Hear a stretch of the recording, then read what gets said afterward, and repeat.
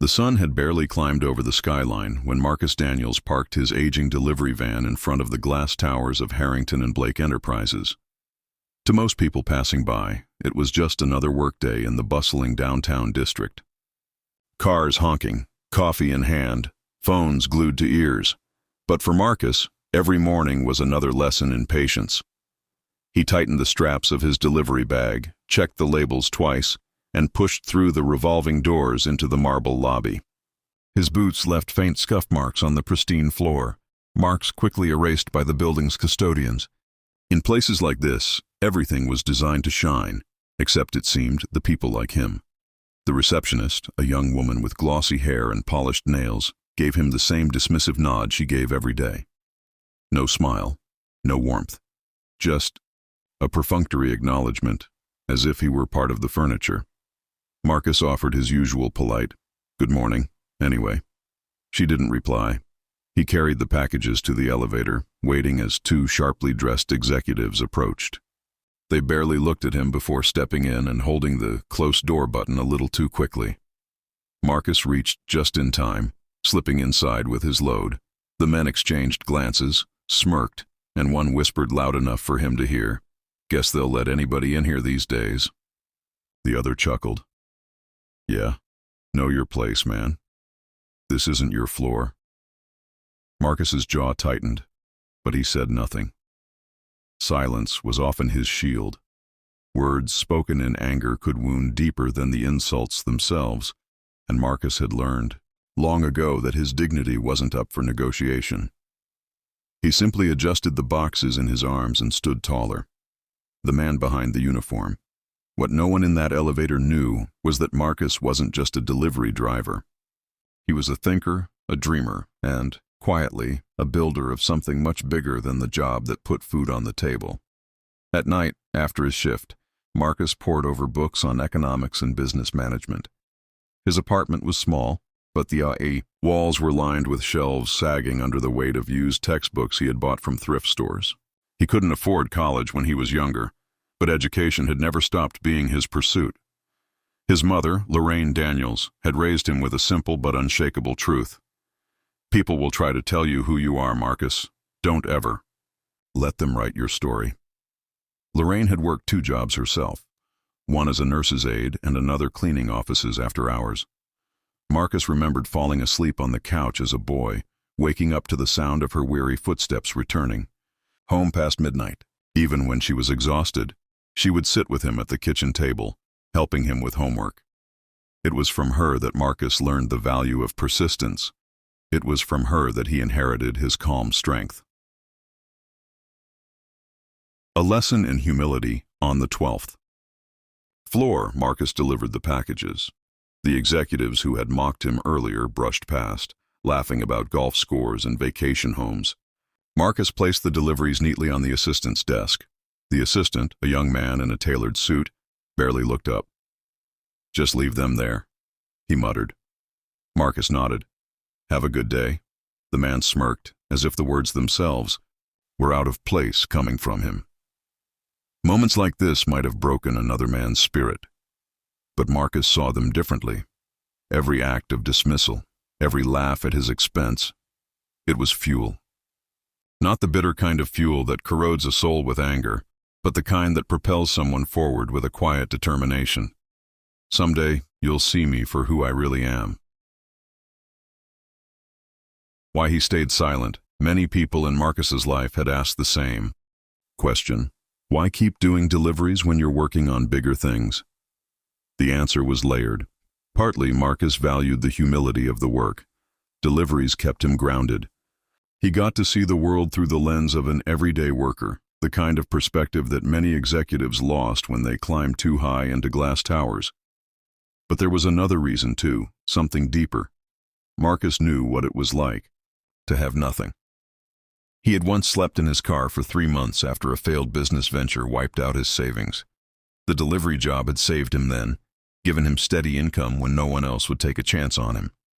He promised himself he would never despise honest work, no matter what success might come later. So he wore the uniform with pride, not because it defined him, but because it reminded him of the journey. An encounter, That stung one late afternoon. Marcus returned to the Harrington and Blake building with a heavier than usual load of deliveries. His back ached from a long day, but he moved carefully, balancing the boxes in his arms. As he stepped into the executive boardroom to leave a shipment, a burst of laughter erupted. Several top executives were gathered around the polished oak table, discussing a merger. The room went quiet for a moment when Marcus entered, as if the sight of him in his plain uniform disrupted the gravity of their world. Then one of them, a tall man with silver hair and a watch worth more than Marcus's entire van, chuckled. "Well, look at this. Our future depends on deals worth billions, and here we are, waiting on packages from a delivery boy." Another executive snorted. "Yeah, careful not to trip, buddy. Know your place." The laughter that followed was sharp, condescending, and unforgettable. Marcus placed the boxes on the table, his hands steady though his chest burned. He looked up, meeting their eyes one by one. For a brief second, silence filled the room, not because Marcus spoke, but because his calm presence seemed to disarm them. Then, with the same unshaken voice he always used, he said, "Gentlemen, have a good evening," and he walked out. That night, back in his apartment, Marcus sat at his desk. His laptop glowed with spreadsheets and notes for his startup project. But his mind replayed the laughter in that boardroom. He wasn't angry. He was focused. "Know your place," they had said. Marcus smiled to himself, whispering into the quiet, "I do know my place, and it's not where you think." The world no one saw by day, Marcus Daniels wore the uniform of a delivery driver. By night, he slipped into another world entirely, a world of spreadsheets, late-night research, and handwritten notes scattered across his small apartment. The contrast was almost poetic. During the day, executives looked down on him as if he were invisible. At night, Marcus studied the very business models those same executives worshipped. He dissected them, analyzed where they failed, and dreamed of how he could build something different, something better. His desk was cluttered but purposeful. A second-hand laptop, a whiteboard marked with goals, and a bookshelf sagging under textbooks on logistics, supply chain systems, and finance. He didn't study because anyone expected him to. He studied because deep down, he believed in something his mother always told him. If you can't get through the door, build your own. Seeds of a dream. The spark for Marcus's vision came years earlier, during one grueling shift. He had been stuck in traffic for over an hour, trying to deliver urgent packages across town. A hospital shipment was delayed, a law office missed, a deadline, and Marcus, despite his best efforts, was left apologizing to frustrated clients. That night he thought, what if there was a smarter way? A system that could predict delays, reroute in real time, and make deliveries faster? He scribbled his first ideas into a notebook. He didn't know it yet, but those pages would become the blueprint for a logistics startup that would one day shake an industry. Failures that taught him Marcus's journey wasn't a straight line. Before his idea matured, he tried and failed, spectacularly at times. Once he invested his savings into a small delivery service with 2 borrowed vans. The dream collapsed within 6 months. A broken transmission, a dishonest partner, and a string of late payments left Marcus broke, sleeping in his car. He could have quit then. Many people would have. But Marcus believed failure wasn't the opposite of success. It was part of it. Instead of giving up, he studied harder. He read about entrepreneurs who rose from bankruptcy, leaders who had been laughed at before they were respected. He filled journals with lessons from his own mistakes. Never partner with someone whose values you don't trust. Always keep reserves for emergencies. Don't chase growth before building stability. Those scars became his foundation. The silent investor in himself. Every paycheck from his delivery job was carefully divided. Rent, groceries, his mother's medication, and a small but sacred portion labeled investment fund. While his co-workers spent evenings at bars or on new gadgets, Marcus lived simply. He cooked beans and rice, wore the same jackets for years, and quietly funneled dollars into his dream. He also invested in knowledge, used business books, online courses, free lectures at the library. He treated every piece of information like a brick in the invisible structure he was building. No one saw it. No one clapped. But Marcus kept laying bricks, a friend in the shadows around. This time, Marcus reconnected with Andre Carter, a college friend who had gone into software development. Unlike the executives who mocked Marcus, Andre saw him for what he really was, a strategist with grit. When Marcus pitched his logistics idea, an AI-driven platform to predict delivery routes, reduce delays, and cut costs, Andre didn't laugh. He leaned in. "This could work," Andre said. "If you're serious, I'll code it." The two began working nights, Marcus sketching out operational needs while Andre translated them into algorithms. Their office was a coffee shop by day, and Marcus's living room by night. They named their project Pathway Logistics. The weight of silence. Marcus never told his coworkers about Pathway. When they joked about him being stuck as a driver forever, he just smiled. Silence was his weapon. He didn't need validation. He didn't need applause. There's a unique power in building quietly. While the world thinks you're standing still, you're actually gathering momentum. Marcus understood that. Every insult, every dismissal from the executives at Harrington and Blake, it became another brick in his unseen tower. He was building, not for revenge, but for proof. Proof that dignity and perseverance outlast mockery. The first breakthrough too. Years into their grind, Andre's prototype was ready. They tested it with small local businesses, restaurants, florists, mom-and-pop shops. The results stunned even Marcus. Deliveries were faster. Costs dropped. Customers were happier. Word spread slowly but surely. Within 6 months, Pathway had a dozen loyal clients. Within a year, it had 40. Marcus kept driving his delivery van by day, even as his company began to grow by night. To him, success wasn't about quitting the uniform. It was about proving that you could start at the bottom and still build something world-changing. A brush with the past one. Morning, Marcus delivered a package to Harrington and Blake again. The same executives who had laughed at him months earlier brushed past him without recognition. They didn't know that the software running behind several of their suppliers' deliveries now belonged to Marcus. They didn't know that the man holding the box had begun reshaping an industry they depended on, and Marcus didn't tell them. Not yet. He smiled, nodded, and whispered inwardly, "Keep laughing. The day will come." The invitation. The envelope sat on Marcus's kitchen table, its glossy lettering catching the evening light. Harrington and Blake Enterprises Annual Leadership Summit. Inside was a letter addressed not to Marcus Daniels, delivery driver, but to Marcus Daniels, CEO, Pathway Logistics. It was official. His company had grown too large, too innovative, to be ignored. Pathway had signed contracts with dozens of mid-sized firms, and whispers were circulating that they were reshaping supply chain management. Harrington and Blake, once amused by the delivery driver who carried boxes through their hallways, now desperately needed his technology to compete. Marcus held the invitation for a long moment, not in anger, not in gloating, but in quiet reflection.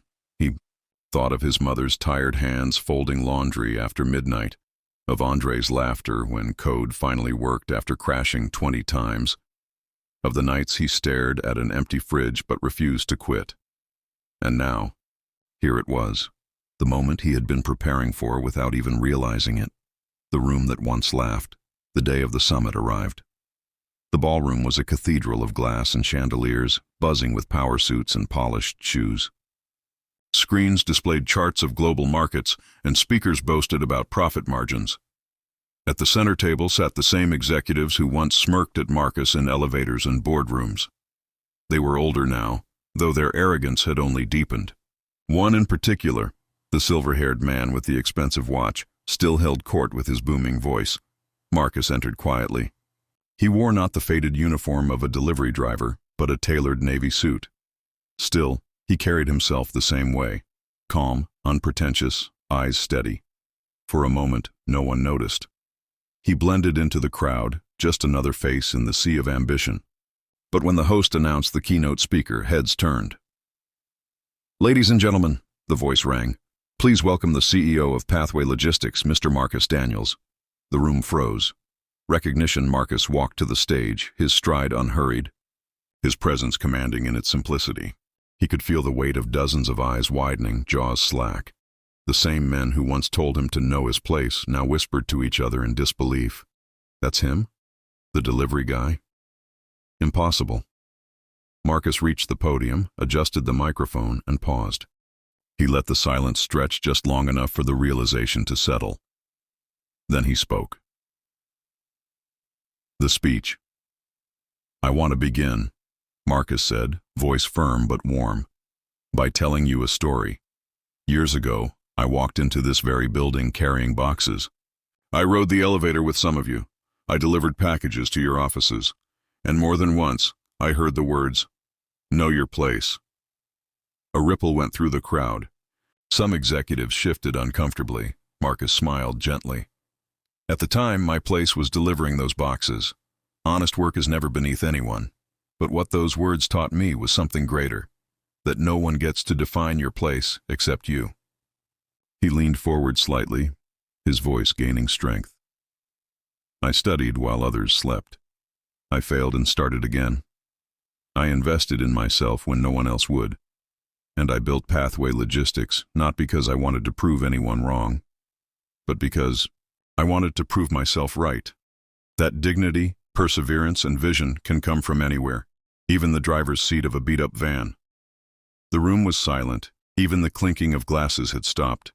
Humility, not revenge. Marcus could have used this moment for humiliation. He could have named the men who mocked him, could have basked in their shame. But that wasn't who he was. Instead, he extended grace. "Some of you may remember me," he continued. "And if you don't, that's fine. Because this moment isn't about me standing above anyone. It's about reminding us all that leadership is service, that respect should be given freely, not earned only after success, and that the people you overlook today may be the very ones you depend on tomorrow." He let the words hang, then closed with the line that had carried him through every hardship. "Your place isn't where others tell you to stand. It's where you decide to rise." The applause began slowly, hesitant at first, then swelled into a standing ovation. Not because Marcus was rich or powerful, but because his words cut deeper than profit charts and merger plans. The aftermath. When Marcus stepped down from the stage, several executives approached him. Some offered stiff smiles, others genuine respect. The silver-haired man who once mocked him stood awkwardly, then extended a hand. Marcus shook it, not with bitterness, but with the calm dignity that had always been his armor. Because in truth, Marcus had never been beneath them. He had always known his place, and now the world knew it too.